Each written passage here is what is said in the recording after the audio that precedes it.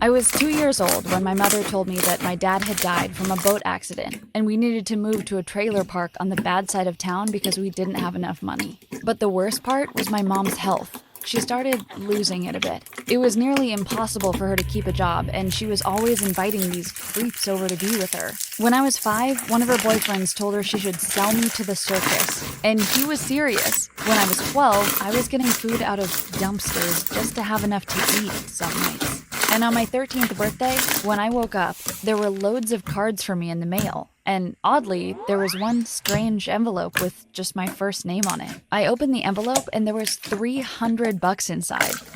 I was shocked. I had never seen that much money in my life. I ripped out the letter to see who it was from, but all it said was, "Use this wisely, pretty girl." Now that I'm older, those words send a shiver down my spine. But at the time, I was stoked. I bought a ton of food with it and stuffed the food in my closet and under my bed. It looked like the snack aisle at the grocery store had exploded all over my room. But that was just the beginning. The envelope started coming once a week. First, it was $300, then it was $400, $500, even $600. Sometimes there was a note attached, and then sometimes there was just a smiley face. Of course, I didn't tell my mom about this. I took the money and bought myself everything I wanted. New toys, dozens of trips to the movie theater, entire afternoons in the arcade. I felt like a different person. Whenever I saw the bills piling up, I would secretly send cash in to pay for them. I shouldn't have had to do that as a 13-year-old, but I'm glad I did. To celebrate, I even bought myself a gaming system.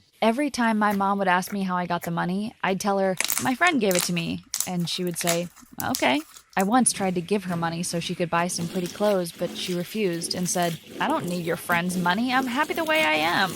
So I tried sending her an anonymous envelope that was full of money, but she rejected the money and asked me to donate it to the church and that she wants to stay poor and not accept charity. I had to respect her for that. Rejecting free money when you're poor is extremely hard. Believe me, I know. So I stopped trying to give her money. One day, one of the letters said, "You're beautiful now. I love watching you." Now that made me want to puke.